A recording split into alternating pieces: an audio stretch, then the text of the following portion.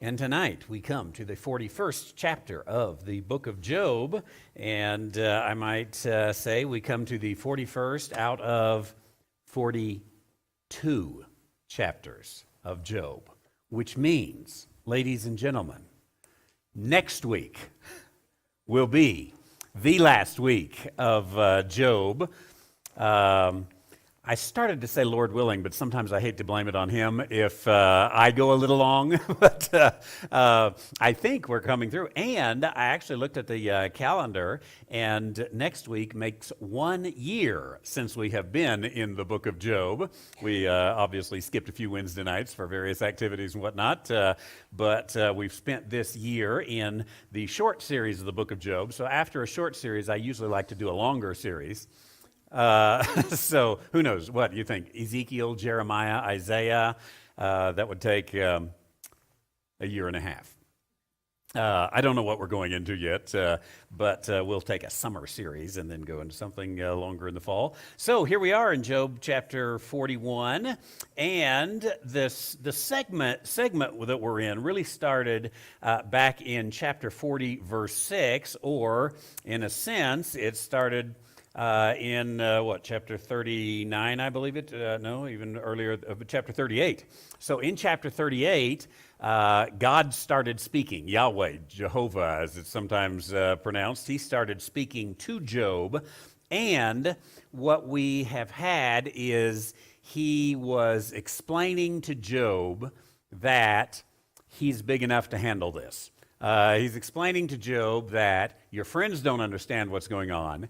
You don't really even understand what's going on. You are being wrongly accused. You have lost everything you have, and you'd like a meeting with me.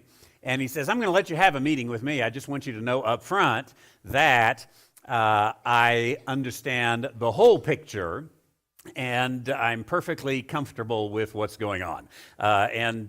So he's in the process of showing his sovereignty. So God has kind of two parts to one speech, and it started again in chapter 38, and then in chapter 40, verse 6, it is what we typically call part 2. It says, then answered the Lord unto Job out of the whirlwind and said. And so we got part 2. We've had twice he's spoken out of the whirlwind. Was there a separation between the two, or is it just a continuation out of the speech? I don't know, and I don't know that it matters. But God has been showing his power, and he's been showing his divine power, first of all, kind of in a general way in this second speech, and then in a specific way.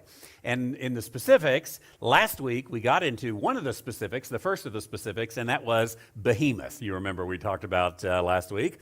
And behemoth is a Hebrew word which means behemoth. Thank you. I was hoping somebody would say that. That's exactly what it means. It's a Hebrew word that means behemoth, and you can go back to last week's study. But basically, we came up with this is probably a dinosaur. Now we come into another interesting one that carries us really all the way through chapter 41, and God is still showing his sovereignty, and he's still showing it not just in a general manner as he started the study, but specifically as he went into the study with Behemoth. And now he comes into this second one, which is Leviathan. And let's look at Job 41, verses 1 through 10, and we'll just kind of walk through this. But it says in verse 1, canst thou draw out Leviathan with a hook, and his tongue with a cord which thou lettest down? Okay, here it sounds like this is what kind of an illustration? I don't know that I've given you, someone said it. Fishing. It's a fishing illustration, exactly. I didn't think I had enough information, but a pastor's wife can always figure it out. And so it's a fishing illustration. Can you draw out Leviathan with a hook? So can you go out there, go fishing, bring him in? Or his tongue with a cord which thou lettest down. That is difficult Hebrew there, as we've seen a number of times. Not only do we have difficult Hebrew, but we have poetry. So putting all that together, you see a little bit of variation variance in the translation. Probably it's the idea of, can you bring him in with a hook, and when you get him in, can you tie his tongue down? Or maybe like you would do an alligator, I don't know what you call that, but muzzle the alligator with a cord. It might be that kind of illustration that's given in the second part of that verse. But nonetheless, we've got this fella named Leviathan. And who is Leviathan? Leviathan is, once again, a transliteration of the word, not a translation of the word. And the reason it is not translated is because there's no translation for it. That's right. If there is, we don't know what it is. So just like behemoth, the most responsible thing typically for a translator to do is just leave it. That's a hard thing because, again, translators have the task of translating. So we want to translate into something, but every now and then you just come and you say, there's no way I can translate this. I can't find a word in the English language. If you're translating into English, I can't find a word that takes it. So they left this particular word. And once again, I think not as much so as behemoth, but you all probably have heard the word Leviathan before, haven't you? And it's a word that has come into common culture, I think, which reminds me to get on a soapbox for just a moment. I think, as I've said a number of times, I don't think you can know Western civilization without knowing the Bible. And in fact, I would even say more strongly, I'm not sure you can know Western civilization without knowing the King James Version of the Bible, because there are so many words or phrases from the King James, just because it's been around in our society so long, that everybody kind of knows. And the other day on Ask the Theologian, I had a question about the Lord's Prayer, and I won't go into that question or anything, but one of the things I mentioned is you would feel kind of left out in Western society if you went to a funeral or maybe even a public gathering of Christians, and it would be very common for a pastor of any denomination to say, now let us pray as the Lord taught us. And everybody would know, our Father which art in heaven. And you could do that. That's part of Western society. So if you don't know some of these things, you don't know what they are. And the words behemoth and Leviathan only come from the Bible. That's the only reason they've come into the English language, is because they're found in the Bible. They're not used anywhere else. Otherwise, we might know how to translate them. If behemoth was a familiar Hebrew word, then we would have it, but we don't. So here we have this Leviathan. Let's try to figure out who Leviathan is. Again, we see this fishing expedition going on. In verse 2, he continues, canst thou put a hook into his nose or bore his jaw through with a thorn? A thorn is the word that is used there is kind of what do you call, you can tell I live in the desert. A stake will work. I was actually thinking the thing you fish with, that you, javelin. Gaff. I never fish for, I fish for trout. We don't use those kind of things. So anyway, it's that kind of picture that's given there. Verse 3, will he make many supplications unto thee? Will he speak soft words unto thee? That is the idea of, once you catch him, if you could, then are you going to domesticate him? Are you going to be able to make a nice little pet out of him and have him to be yours? And obviously, these are rhetorical questions, and it's used all the way through this whole section, that the answer to this, obviously, is no. I wonder, too, by the way, and I've used this illustration several times, but when it says, will he speak soft words unto thee? I wonder if Walt Disney didn't have that in mind when he made that song about never smile at a crocodile, remember? Don't be taken in by his welcome grin. He's imagining how well you'd fit within his skin. It's great, speaking of great poetry. But let's just continue. Will he make a covenant with thee? Will thou take him for as a servant forever? That is, you're able to catch him. Is he going to say, I'm sorry, master, whatever it is that you'd like, I hereby give myself to thee forever? Is this going to happen? And the thing is, no, obviously, you're never even going to catch him, and if you do catch him, you're going to wish you didn't have him. Verse 5, wilt thou play with him as with a bird, or wilt thou bind him for thy maidens? Wouldn't that be nice? Hey, it's Mother's Day, Mom. I brought you this pet. Are you going to bind him for your maidens, your daughters, the ladies around your house? No, this is not going to happen. So we have, whatever it is, and we'll talk about this in a moment, whatever it is, we have a creature that you don't want to get very close to. Kind of like the Scrooge, right? I wouldn't touch him with a 39.5-foot pole. I'm bringing so much culture into tonight's Bible study. So, verse 6, shall the companions make a banquet of him? Shall they part him among the merchants? Now, I think that idea, shall the companions, your fellows, the people you work with, will they make a banquet of him? Shall they part him among the merchants? That is, are they able to catch him and divide him up and sell him down at the butcher shop? No, this is not going to happen, is what it's saying. It's an impossibility. Verse, where are we? 7. Canst thou fill his skin with barbed irons and his head with fish spears? Lay thine hand upon him. Remember the battle. Do no more. Behold, the hope of him is in vain. Shall not one be cast down even at the sight of him? None is fierce that dare stir him up. Who then is able to stand before me? Now, we'll just stop right there.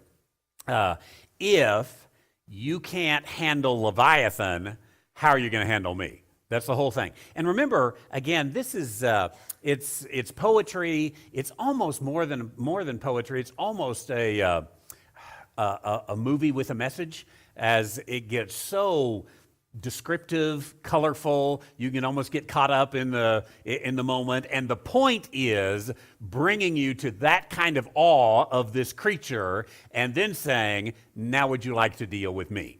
Now, let's go back and try to figure out who this is. The term Leviathan, as he is described here, is used also in Job chapter 3, verse 8. Let's just back up there if you don't mind, and find it here. And this is an interesting one. We're going to have about 5 times it's used. But Job chapter 3, verse 8 says, "Let them curse it that curse the day, who are ready to raise up," what? Okay. The sinner in the room said, what did you say, Robin? Oh, you didn't say it. Oh, we have 2 sinners tonight. Okay, thank you. And you said Leviathan, and your mother said the morning. So those who would raise up the morning. Now, that's not morning like dawn. That's morning, M-O-U-R-N-G. So here, the translators have attempted to translate it in the King James anyway. It's the only time in the King James that Leviathan is translated, and it is translated the morning, M-O-U-R-N-I-N-G. That is, how many of you want to wake up morning in your life? None of us. Let morning keep on sleeping, right? So when you see it in 3:8, though, if you're in King James, you have to know what's underlying there. We've got something with Leviathan that, as they attempted to translate it here in King James, other translations decided not to translate it there. Whatever it is, it doesn't look like a good thing, right? And so we've got this thing that is not a good thing in chapter 3, verse 8. We'll look at a couple more in a moment. As a matter of fact, I'm just going to refer to a couple more. You've got the references on here. But Leviathan is mentioned in association with dragons in Psalm chapter 74, verse 13. And it says he was given as meat to the people inhabiting the wilderness. I honestly don't know what that means. I tried to find every reference I could. Reading through the Exodus, I don't remember them eating Leviathan. So what's the connection there? But we have that there nonetheless. He said to play in Psalm 104. He said to play in the great and wide sea, and he's mentioned again as a reference to a food source in Psalm 104. The most interesting one, I think, is Isaiah 27, verse 1. And let's go ahead and look that one up. Isaiah chapter 27, as you can probably imagine. Isaiah chapter 27 is in the context of end times, and it says, "In that day the Lord with his sore and great and strong sword shall punish Leviathan." We'll stop right there. Remember the description that was given in Job 41 is who can take a sword, if you will, and kill Leviathan. Nobody's able to do that. But here, the Lord takes his sore, great, and strong sword and shall punish Leviathan. And then it calls him the piercing serpent. Leviathan, the piercing serpent. Okay, that gives us a little bit of insight into who we're looking at here. And Leviathan, the crooked serpent. So, he's the piercing serpent. He's the crooked serpent. Sounds like something you want to meet in the night, right? No.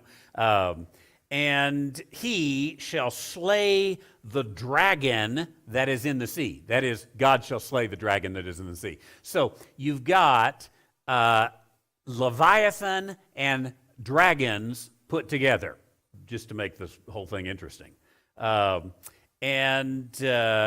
He continues, let's see. Just verse 1 is all I wanted to look at there. So, in the connection with the end times, the Lord slays Leviathan and this dragon. Leviathan's a piercing serpent and the crooked serpent. Now, the most common interpretation of who Leviathan is or what Leviathan is that Leviathan is a crocodile. I don't think anybody has a translation that says crocodile. Yours says serpent? Okay. So there they tried to translate it, made it a serpent. Some, like New American Standard, has a note, a margin note, that says, every time they use Leviathan, they have a margin note that says crocodile. And even Bullinger, as you know, I kind of appreciate a lot of what Bullinger says. Bullinger, in his companion Bible, says here in Job, he says, probably a crocodile. With Leviathan, probably a crocodile. But it's interesting that when I decided to flip over and see what Bullinger had to say about Isaiah chapter 27:1, the biggest danger about being a preacher is you forget what you said earlier. And in chapter 27:1 of Isaiah, he said the dragon was probably a crocodile. And Leviathan, he said, I forgot. Something else. It wasn't a crocodile anyway. So I just think Dr. Bullinger, with respect to Dr. Bullinger, who is immensely smart, I just think that if he's probably a crocodile in Job, then he's probably a crocodile in Isaiah. I don't think he's a crocodile, as we'll see here even in just a moment.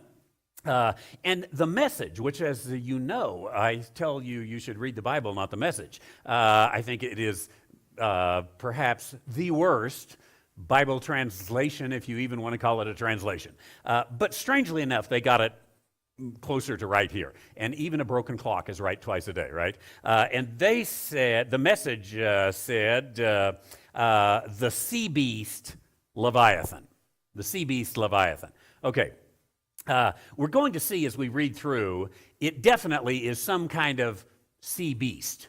Is what we've got. And in the end, I think we can only go with the description that's given here. And the description so far, maybe kind of you could see crocodile out of a few of the things. But in the end, you can't see a crocodile out of the whole thing, even in verses 1 through 10. And the problem is we're not even done yet. And the description goes on.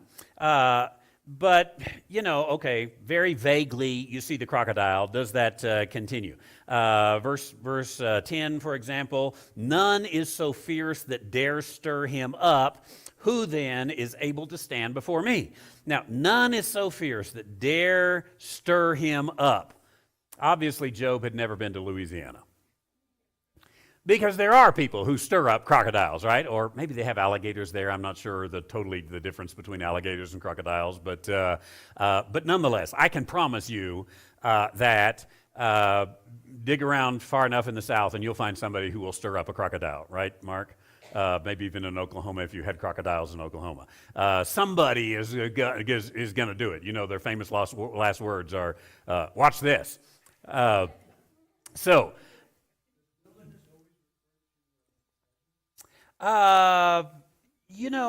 Good question. What verse do you see wilderness in?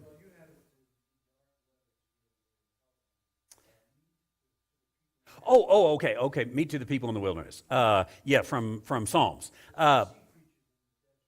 Yeah, you're right. And that is one of the reasons that some people go with crocodile, and I'll tie that together here. Typically, the wilderness, and definitely in the context of Psalm 74? Definitely in the context of 74, it's talking about the children of Israel when they were in the wilderness. And the reason some connect that to the crocodile is not because there were crocodiles in the wilderness, because I don't think there were, but what they said is the Egyptians gave them crocodiles along with their gold and everything else. It's a pretty far stretch, I think. They were trying to figure out, how do you get crocodiles in the wilderness? And I don't know how you get crocodiles in the wilderness. The context there is definitely the wilderness wanderings of Sinai, Moab, that area there in that context. Let's go on in verses 11 through 14 and see, as we saw in the end of verse 10, who's able to stand before me. And he shows his divine power in that he's saying, I am the one that can control Leviathan. Who has, by the way, I don't know who Leviathan or what Leviathan is yet, but we're not done, so don't get worried if you don't. Verse 11, he says, who hath prevented me that I should repay him? Whatsoever is under the whole of heaven is mine. Again, we've got difficult Hebrew here, so you may have some different translations, but there seems to be a repayment coming to Leviathan, or a punishment coming to Leviathan. Just file that in the back of your head for a moment. We'll come back to it. Whatsoever is under the whole of heaven is mine. Well, that's interesting. Again, in the cleanest way, he's just saying, just like I control and own the chipmunks, I also control and own Leviathan. So, I'm bigger than the biggest. And yet, as we're going to see in just a moment, I think this ties into the last days, into judgment that's coming. And he's saying, trust me, I can handle what is needed for judgment, and I can do it with righteousness.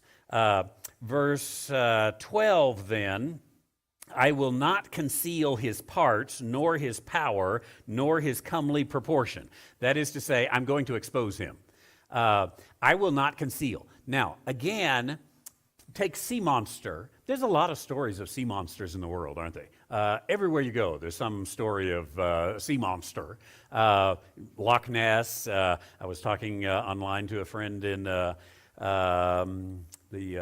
British Columbia, Penticton area, and they have a big lake there, and there's some monster in it who has a big name I can't pronounce, but it's kind of like the Loch Ness monster, just hasn't been marketed as well. And, all these little lakes you go, or talk to any sailor, they all got sea monster stories, right? And where do all these stories come from?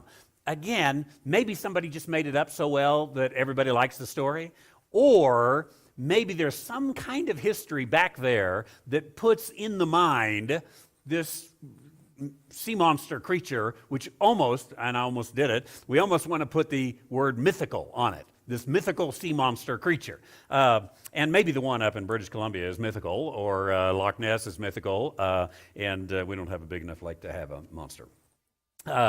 So goes on, he says, hey, I'm going to reveal him, verse 12. Verse 13, who can discover the face of his garment, or who can come unto him with his double bridle? Who can open the doors of his face? His teeth are terrible round about. Again, it's just God's challenge to really say, who can?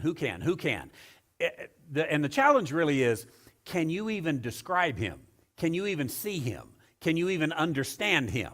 And the idea, I think, that Job would say is, no, if I ever see anything of him, it's the swirl goes by and then the boat's gone, or whatever it may be. But I don't get to see enough of him to fully be able to describe him. And God's saying, well, I can, and therefore, I can also see what's happening in your life, Job.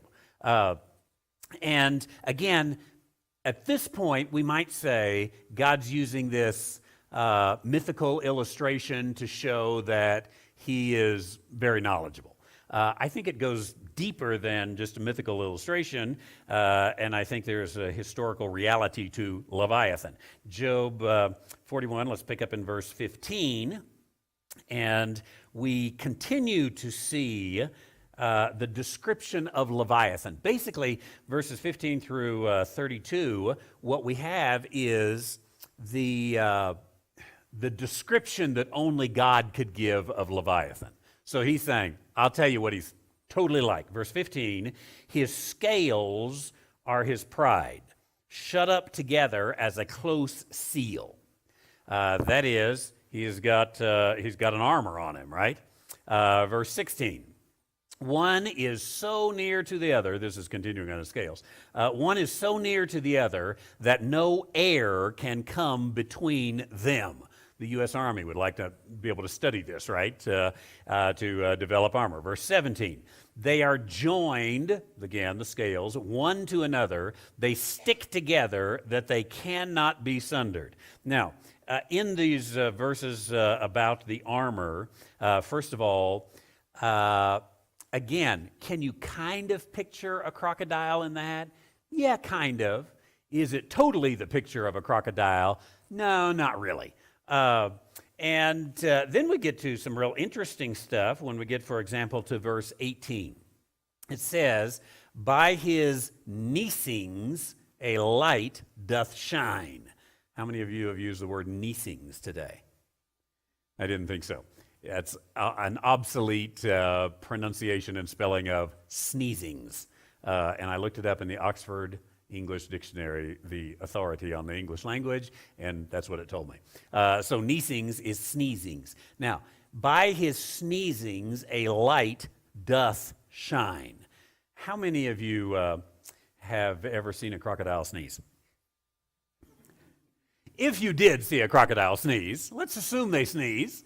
If you did see a crocodile sneeze, how many of you think that that would cause light to shine? Nobody here. Does this begin to sound like something other than a crocodile? Almost is beginning to sound like what? A dragon. Yeah. He sneezes and light shines. As a matter of fact, I did a little research on this today just to see what happens when a dragon sneezes. And this was deep, important research, and I found out what happens when a dragon sneezes. Turn your attention, please, to the video.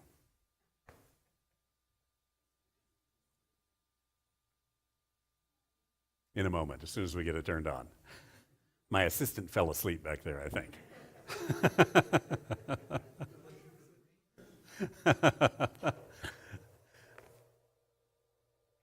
While that's getting ready, I'll go ahead to the last part of the verse, which is similar as well. It says, and his eyes are like the eyelids of the morning. That is M-O-R-N-I-N-G. And one of the translations, maybe it's yours, Robbins, does say like the eyelids of the dawn or something like that. Okay, the eyelids of the morning.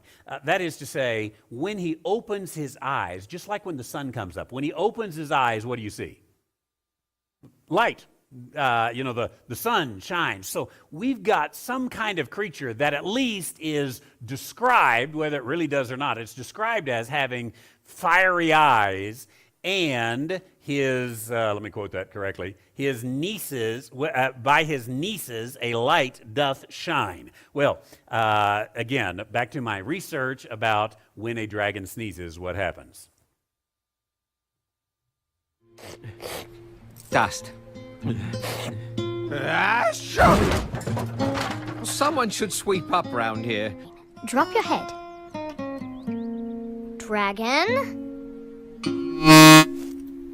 You are so hot. Why, thank you. I mean it. Achoo! Up a bit. Left. There. Achoo! Down! Dust. Achoo! Someone should sweep up round here. Drop your head. Dragon? You are so hot. Why, thank you. I mean it. That has circled around now. Now, see, I told you it was deep research on what happens when a dragon sneezes. When a dragon sneezes, what happens? You see light, exactly. Now, yeah, that's right. It was a unique depiction of God in there, wasn't it? Yeah, that's right. Obviously, we've got different, but the point is, this again doesn't appear to be doesn't appear to be a crocodile. It appears to have what we today would call dragon-like characteristics when it sneezes. Continuing on in verse 19. Bless you. Is there any fire coming out over there? Verse 19, out of his mouth go burning lamps, and sparks of fire leap out. Now, again, that's about as clear as you can get, but verse 20 goes on and gets even more clearly. Out of his nostrils goeth smoke, as out of a seething pot or cauldron. His breath kindleth coals, and a flame goeth out of his mouth. Now, again, I think that's all really pretty plain, right? That he can start a fire with his breath, and he sneezes, light comes out. He's got these burning eyes as well that are there. Verse 22, in his neck remaineth strength, and sorrow is turned into joy before him. Okay. Again, not a pet, as it was a picture there. If there's he goes the wrong way. The flakes, verse 23. The flakes of his flesh are joined together; they are firm in themselves; they cannot be moved. The flakes of his flesh. Robin, yours says the folds of his flesh. Okay, that probably is easier for us to understand. I did look up and find out that flakes in 1611 means folds. The folds of his flesh. Now, picture it if you would like to. The folds of his flesh are joined together. They are firm in themselves. They cannot be moved. The folds of the flesh are the weak parts of the flesh, right? What he's saying is the weakest, if we can say it, the flabby parts of the flesh, even the flab is strong.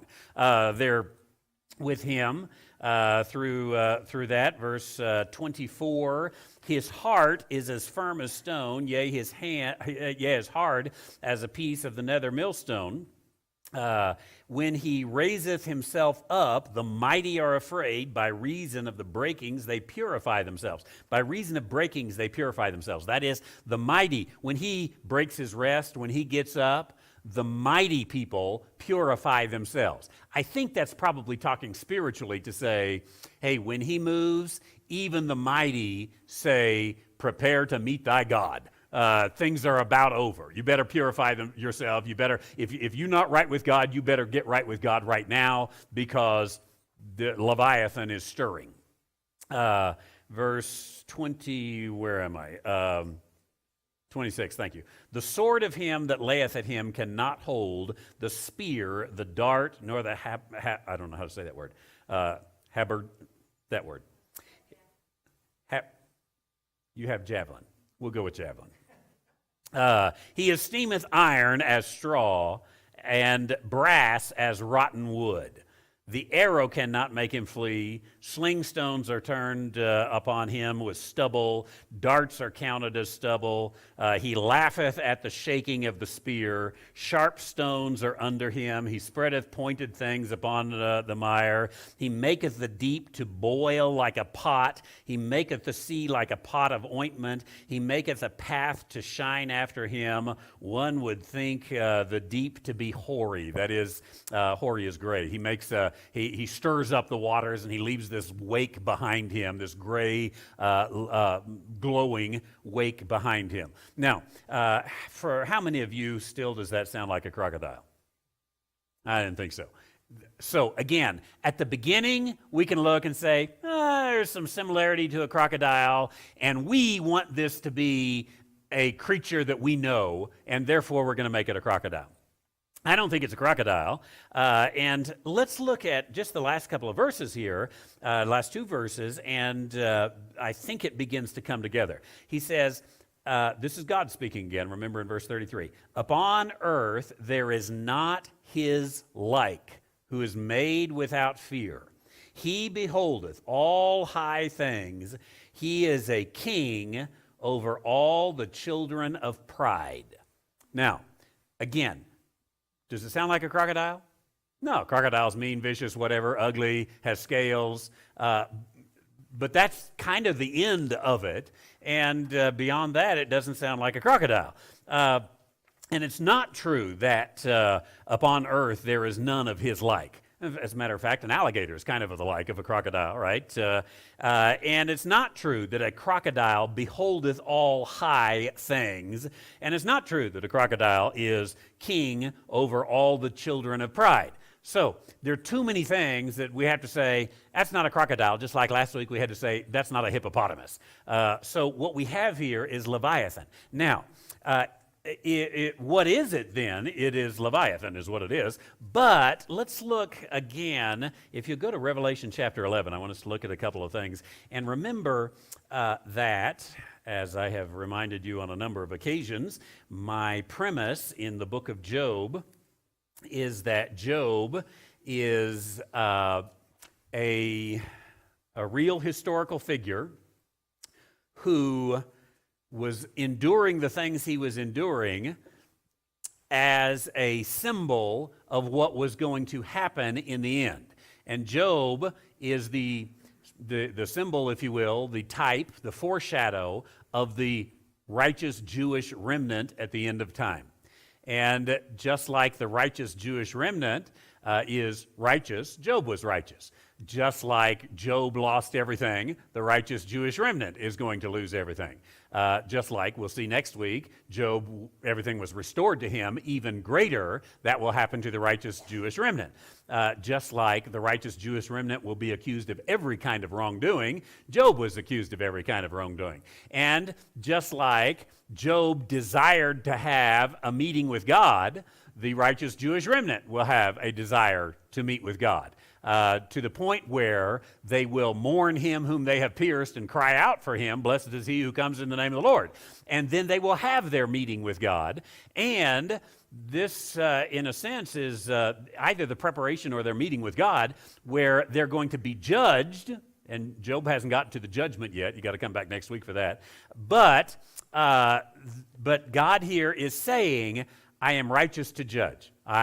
You're okay here, Job, because I know what's going on and I am the judge. Now, again, if my premise is correct, and by the way, if you want to say, no, there's no such thing as types, for example, in the Old Testament, that where a real person kind of foreshadowed something in the future, just remember that Moses was not allowed to go into the promised land because he struck the rock.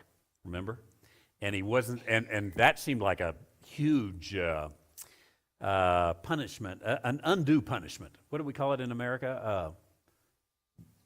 Undeserved, cruel and unusual. That's the word I was looking for. A cruel and unusual punishment is what it looked like, because just hit the rock, instead of speak to the rock, he hit the rock, and he couldn't go into the promised land because of that.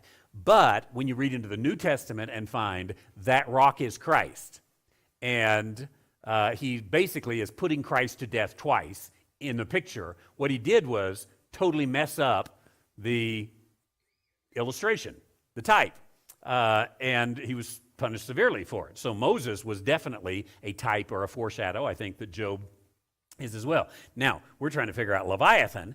Look at Revelation chapter 11, verse 7.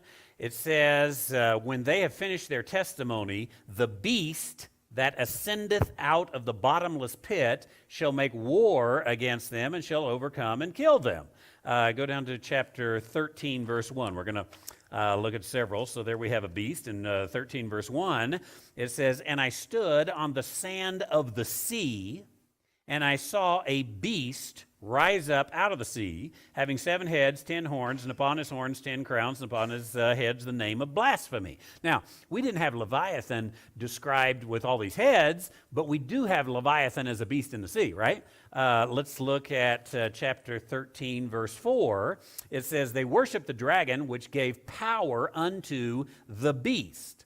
And they worshiped the beast, saying, who is like unto the beast? Who is able to make war with him? Now, those last two questions especially, doesn't that just kind of echo Job chapter 41? Who's able to make war with the beast? Who can go up against him? If you begin to put this together, what you have is there is a beast that in Revelation chapter 17, verse 8, let's just turn over a few more pages. The beast is described quite often in the book of Revelation. The beast in the book of Revelation comes up just before judgment. So it's no surprise that in the book of Job, just before judgment, we're introduced to a beast that comes up out of the sea, a sea monster, if you will.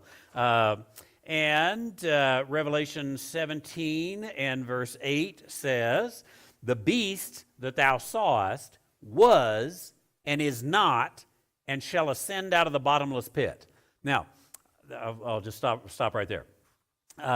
Interesting that it was, it is not, and it shall be.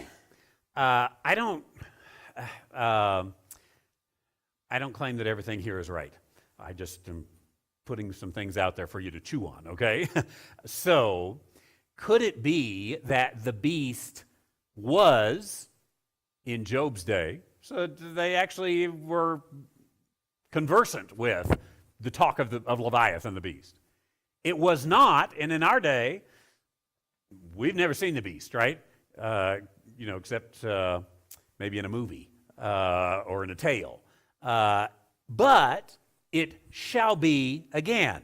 Now, I do recognize and understand that John in the Revelation is using figurative language.